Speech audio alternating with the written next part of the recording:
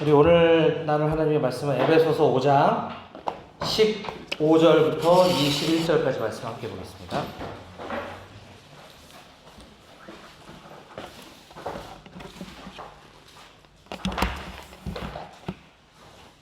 에베소서 5장 15절부터 21절까지 말씀을 저와 여러분들이 한 절씩 번갈아 가면서 읽겠습니다. 제가 15절 저부터 읽을게요. 그런즉 너희가 어떻게 행할지를 자세히 주의하여 지혜 없는 자 같이 하지 말고 오직 지혜 있는 자 같이 하여. 그러므로 어리석은 자가 되지 말고 오직 주의 뜻이 무엇인가 이해하라.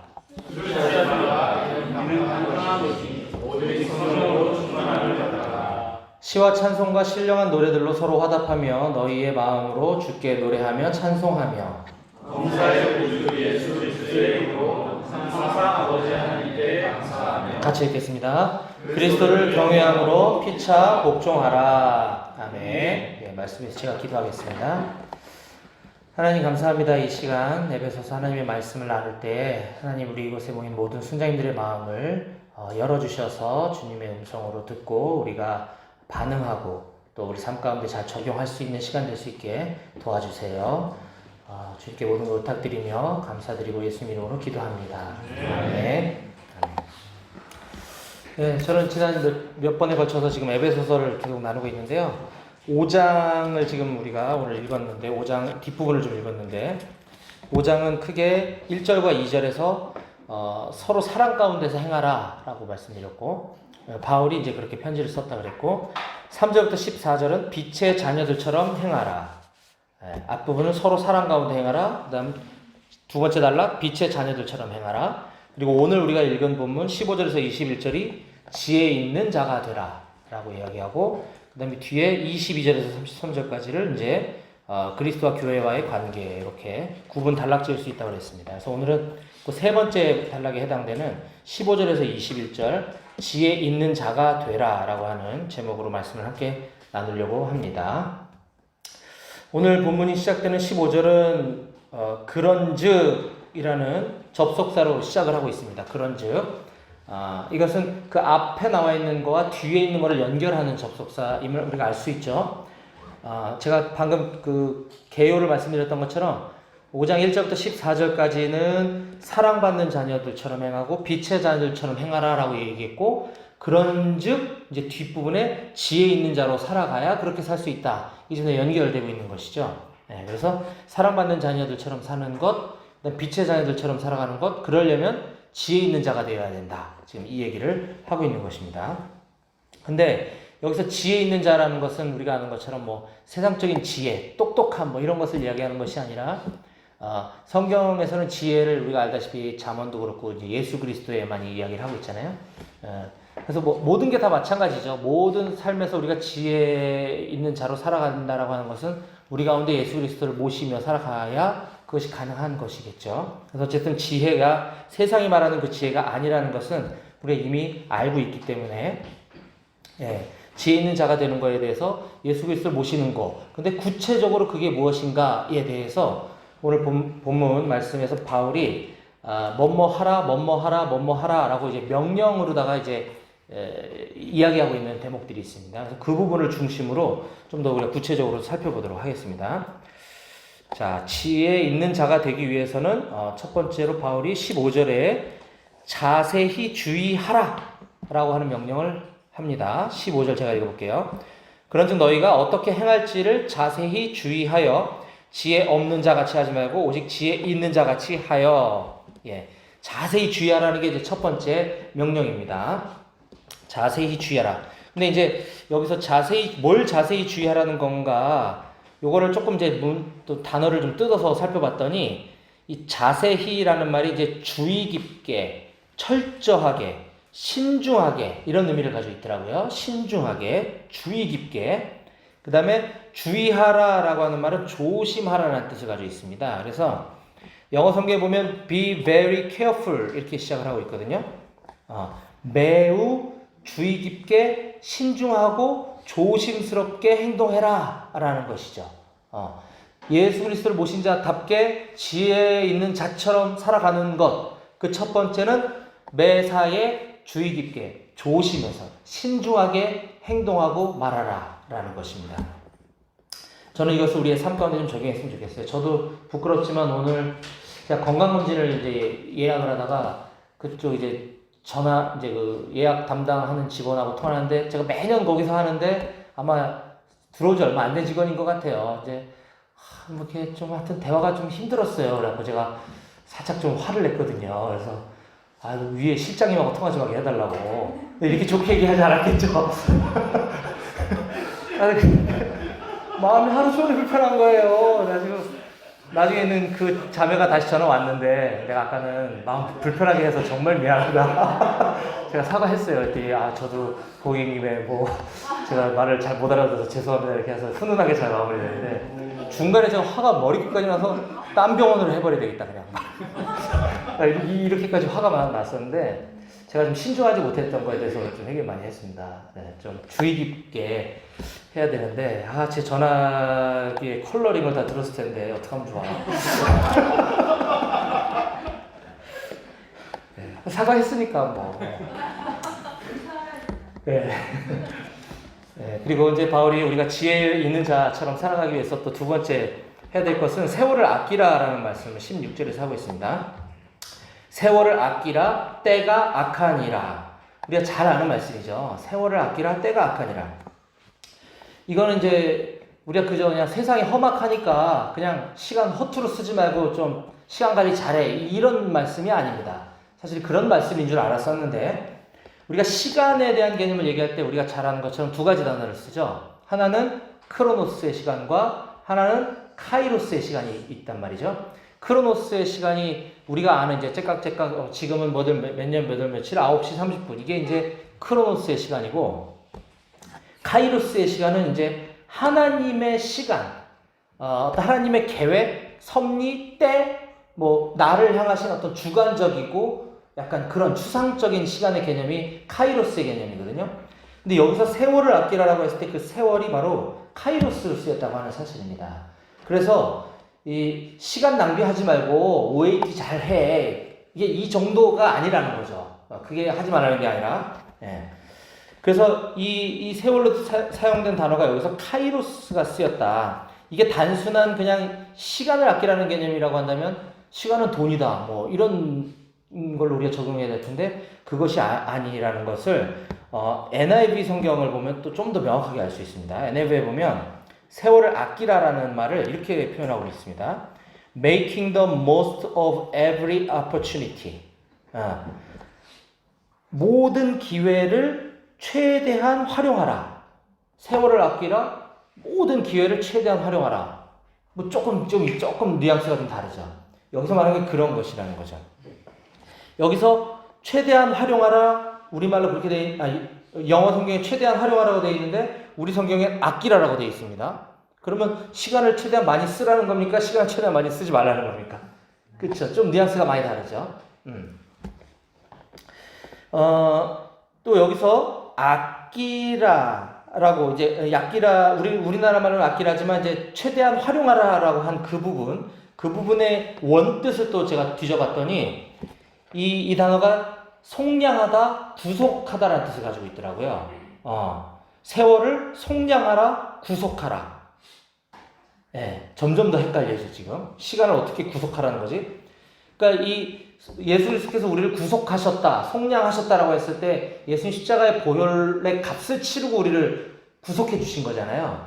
시간을 속량하라, 세월, 카이로스를 속량하라라고 하는 뜻에는 그에 따른 대가를 지불해서 하라라는 것이고 그것이 아까 뉘앙스로 얘기한다면 나에게 주어진 모든 기회를 최대한 활용하라라는 게 결국 속량하라, 구속하다라는 말과 연결이 됨을 알 수가 있습니다.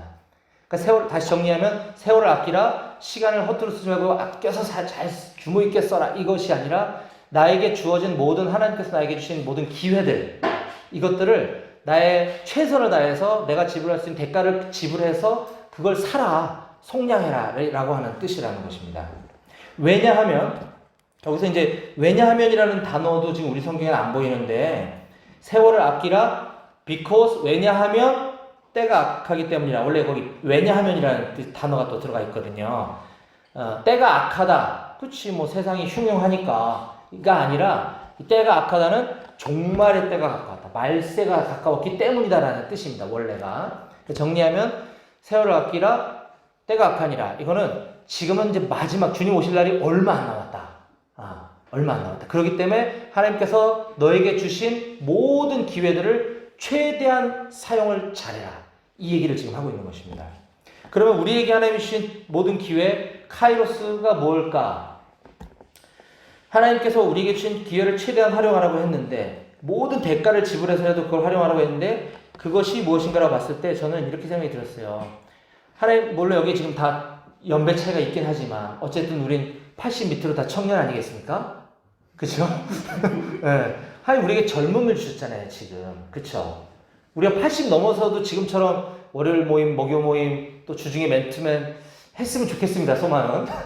근데 어떻게 될지 모르잖아요. 우리에게 주신 이 젊음이라는 이 기회, 하나님께서 우리에게 젊음이라는 카이로스를 주셨을 때 우리가 그걸 최대한 최선을 다해서 구속해라, 속량해라 라고 하는 것입니다. 또 이 중에 지병이나 이런 큰 중병 때문에 힘들어하시는 분 안 계시잖아요. 그렇지 않나요? 네. 기껏해야 하면 감기 아니겠습니까? 코맹맹이 소리 좀 나고. 하나님 우리에게 건강이라는 카이로스를 주셨다는 거죠. 이 시간이 아까 크로노스의 시간이 아니라 기회, 모든 기회, 우리에게 주신 건강, 그걸 최대한 활용해서 왜? 종말이기 때문에, 때기 때문에. 또 하나님 우리에게 BBB에서 순장이라고 하는 카이로스를 주셨습니다. 그 순장이라는 카이로스를 우리는 모든 기회를 최선을 다해서 섬겨야 하겠다. 또 하나님 우리에게 맨투맨 순장, 월요 순장, 사역자라고 하는 기회, 카이로스를 주셨다라고 하는 것입니다. 그거에 대해서도 우리가 최선을 다해서 속량해야 될 줄로 저는 그렇게 믿습니다.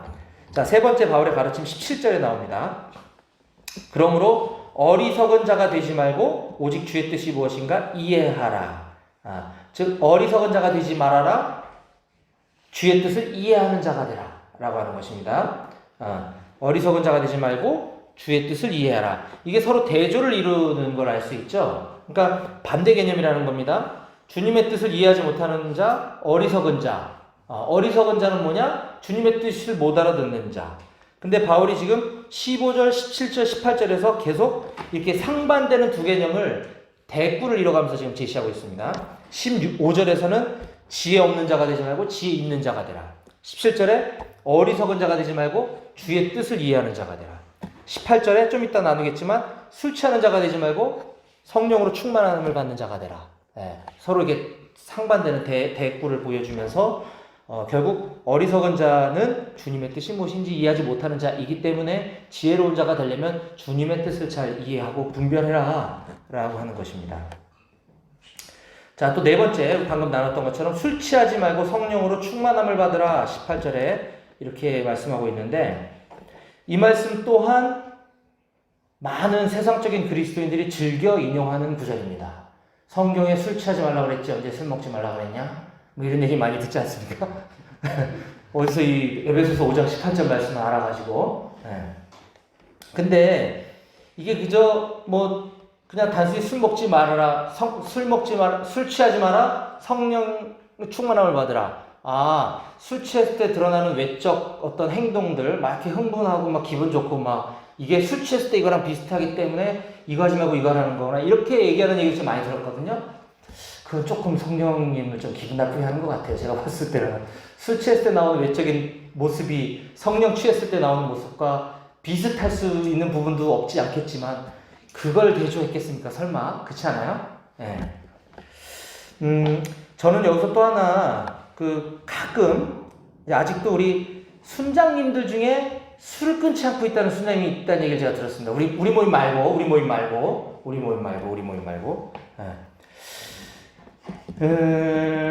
분명히 지금 사도 바울은 술 취하지 말고 성령 충만을 받으라 라고 했는데 아마 그런 순장님들은 이렇게 생각하실 수도 있을 거예요.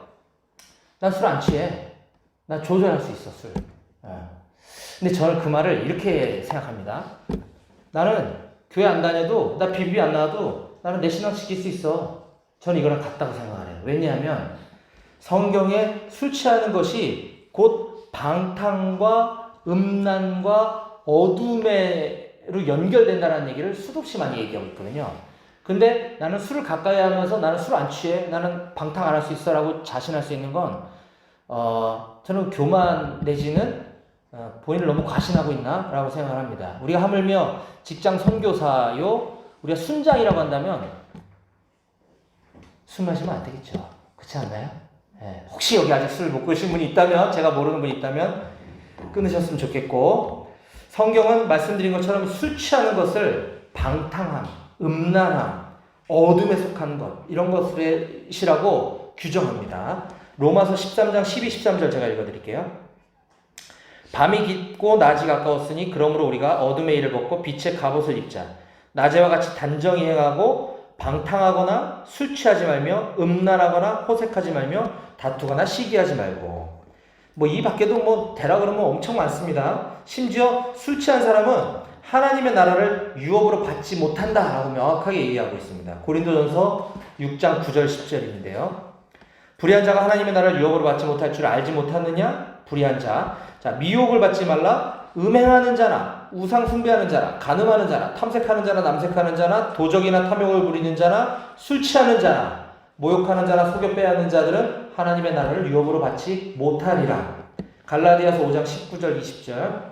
육체 일은 분명하니 곧 음행과 더러운 것과 호색과 우상 숭배와 주술과 원수 맺는 것과 분쟁과 시기와 분냄과 당지는 것과 분열과 이단과 투기와 술 취함과 방탕함과 또 그와 같은 것들이라. 전에 너에게 경계한 것 같이 경계하노니 이런 일을 하는 자들은 하나님의 나라를 유업으로 받지 못할 것이요 라고 이야기하고 있습니다.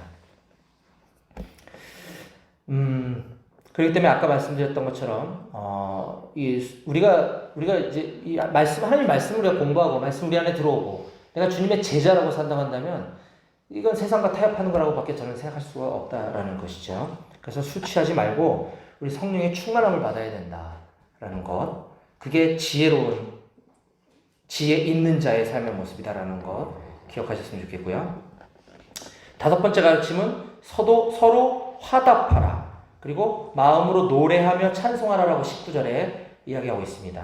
시와 찬송과 신령한 노래들로 서로 화답하며 너희의 마음으로 주께 노래하며 찬송하며.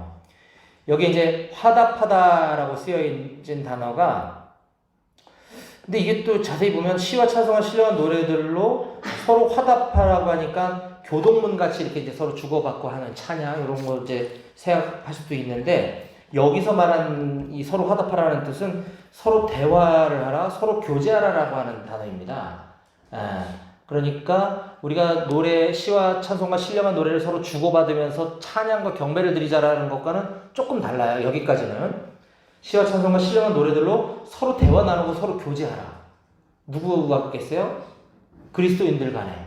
그리고 이제 뒷부분은 너희 마음으로 주께 노래하며 찬송하라라는 건 전심으로 다해서 우리 마음을 다해서 하나님을 찬송하고 경배드리고 예배하라는 것이죠. 결국 지혜 있는 자로서 구체적으로 우리가 행해야 될 것은 그리스도인들 간의 교제와 하나님을 경배하고 예배드리는 것이라는 것입니다.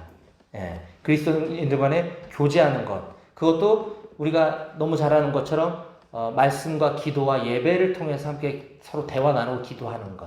우리가 오늘도 귀납법자 성경 공부를 나눴지만 우리가 지식적인 내가 연구해온 성경만 계속 이야기하고 강요하고 가르치고 하는 것이 아니라 결국은 나의 삶에 대한 부분들을 서로 대화 나누고 이야기 나누는 것, 이게 교제라는 것이죠. 이게 지혜 있는 자들이 해야 될 일이라고 지금 얘기하고 있는 것입니다.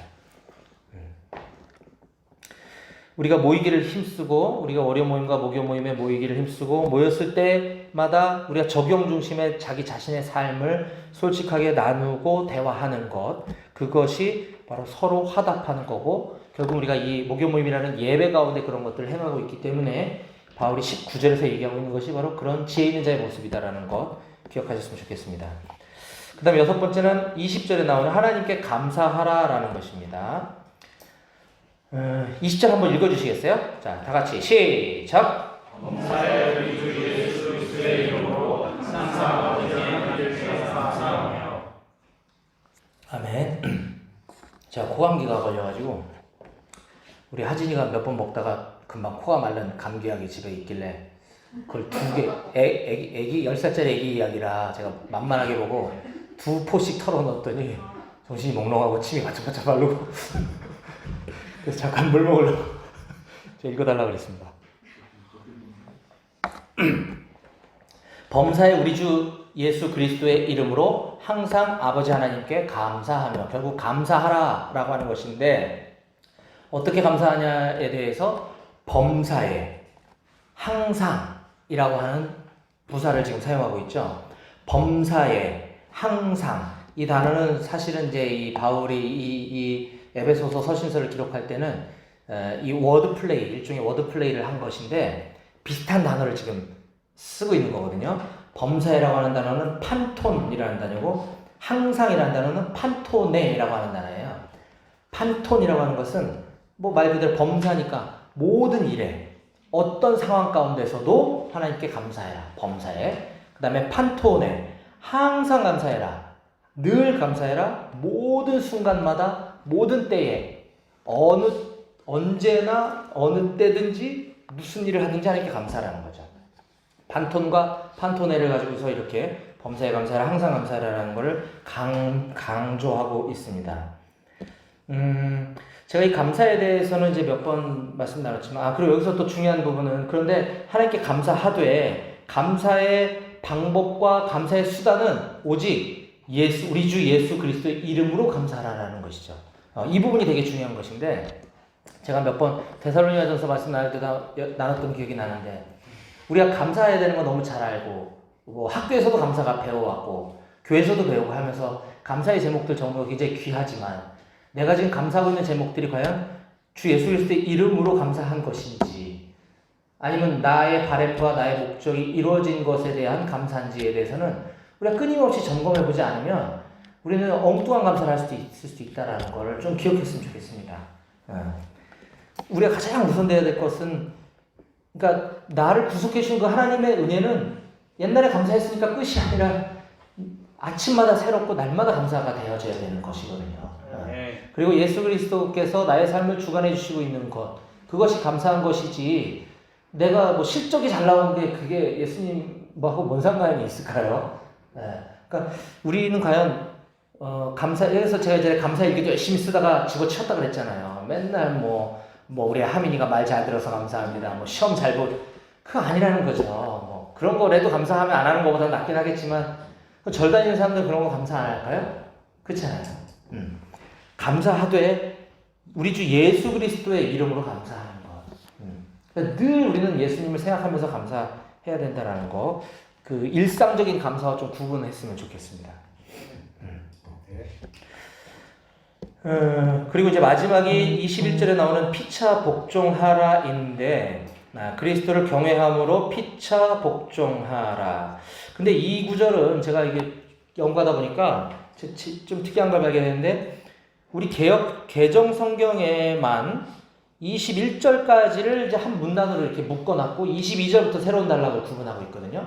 근데 다른 모든 번역본들은 제가 발견한 NIV, NLT, GNT, 뭐 새번역, 시온성경, 우리말 성경 등등은 20절에서 끊고 21절부터 새로운 단락을 구분하고 있더라고요. 그래서 뭐가 맞고 틀리고의 개념이 아니라 우리가 지혜 있는 자가 되기 위한 바울의 명령형 가르침들 쭉 나열한 거로 봐서 피차 복종하라는 것도 포함될 수 있습니다. 여기에 붙여도 상관없어요.